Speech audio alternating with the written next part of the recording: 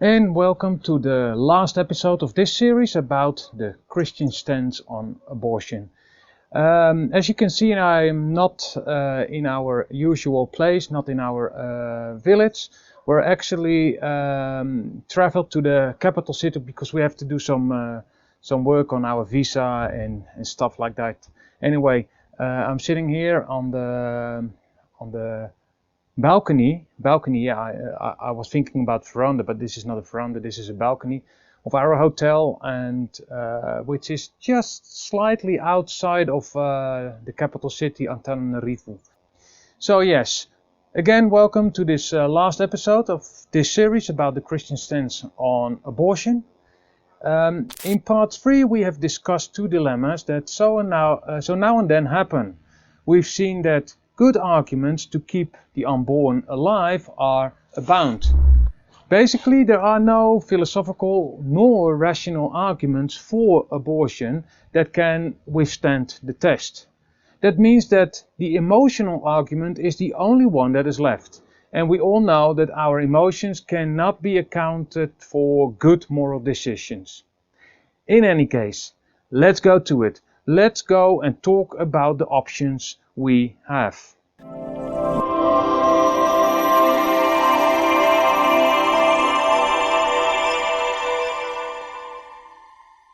So, living in a democracy, Christians are free to express their values on human life. Nevertheless, we cannot force our morality on other people. And this is why we need to walk down the legal ways instead. One way to accomplish a change is through politics. You see, our Christian ideals are clear. A total abolishing of the practice of abortion. This, however, will not likely happen very fast, and that's why I propose a compromised stance. And I already warned you about this one. I need to explain this a little bit. So before I continue, I need to clarify myself a little bit. I talk about this topic with mainly the Dutch society in mind. In our country, the Netherlands, we have many political parties, and with many I do mean many. As far as I know, we only have two political parties who are against abortion. Both parties are Christian and do not receive many votes. You see, and as a consequence, they hardly receive enough votes to shift towards a ruling position. So normally they need to form coalitions with other parties, and in such a situation they cannot push their ideals. And this, of course, is very frustrating. It is this situation that triggered me to think further than the ideals. Note, however, that a compromise situation is not my preferred model. Neither is it for these Christian parties. But for now I think it is the best we can do. Good, let's talk about this, shall we? We can find an example of compromising the ideal in the Bible. In Genesis, God sets the ideals for marriage. You can read that in Genesis 2 verse 24. Later, Moses allowed the people to divorce their wives. You can see this in Deuteronomy. According to Jesus, Moses actually accepted divorce because of the hardness of the people. Matthew 19. Jesus implied that Moses compromised the ideal in such a way that at least the divorced woman could be married by another man.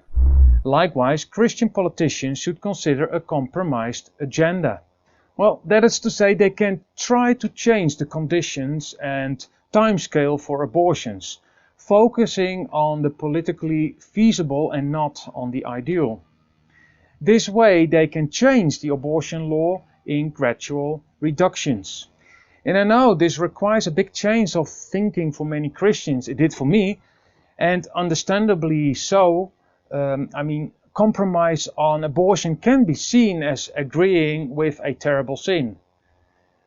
Still, we need to realize that we live in a fallen world. In a fallen world, we are bound to encounter conflicting moral issues. In cases like this, Christians have to choose between two evil options. And in such situation, choosing the less evil and thus saving a few is better than saving none.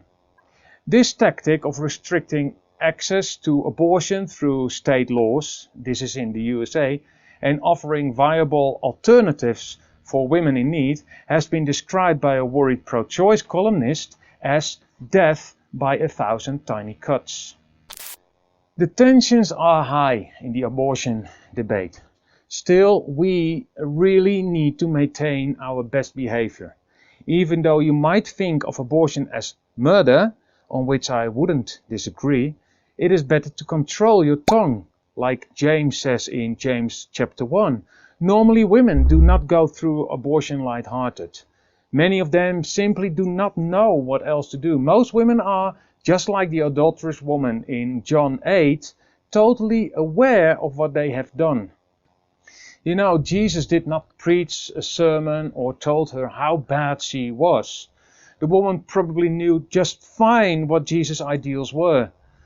Still, Jesus showed compassion, grace, and love. If we say that we are followers of Christ, we should do as our Master. Now, I did read some comments on other videos, and some guy or woman, I don't know, I actually said that the biggest problem for pro-lifers is that we have a hard time to come up with alternatives for women in need. And actually this was what I was thinking about as well when I was writing this script. You see, women who consider abortion generally have no reasonable idea of the alternatives, or they are strongly influenced by their surroundings such as family or friends. It would be good if local churches become known as active pro-life communities. The topic should be in every church's agenda. Education is crucial to help Christians understand the dilemmas that some women go through. See, many of the topics we discuss in our churches are about foreign affairs. It's almost always about the troubled Christians in Ethiopia or in Muslim countries, which is good, but we shouldn't neglect the need that's going on around us. So what I said, many of the human rights issues which we discuss in our churches and which we hear in the sermons are mostly about foreign dilemmas. And while this is of great worth, we should not and we cannot close our eyes for the problems of our neighbors that are closest to us. Information centers can be of great use for women who feel that they are stuck. We can even consider to take up arms with non-Christians in setting up such centers. And really, there are many non-Christians that are totally committed to the pro-life movement. This may be considered as another compromise, but can prove to be even more effective in reaching women because some may have not much affinity with Christians. But still, I think and I believe that we have a wonderful message in a society where one's own choice is celebrated. I mean, part of the Christian message is the promotion of freedom of choice, freedom of speech, and the freedom to choose any religion, school, healthcare center you like. Freedom should be one of the trademarks of biblical Christianity as long as this freedom doesn't harm others. So in that light, we might consider to work together with people who are maybe even from a other religion, Muslims for example. But anyway, I'm just thinking this through because sometimes you need to step out of your comfort zone and see what you can do. One thing we can't do is just sit on our butts and do nothing. We need to come up with ideas how to help women in need. Okay, let's wrap up this topic.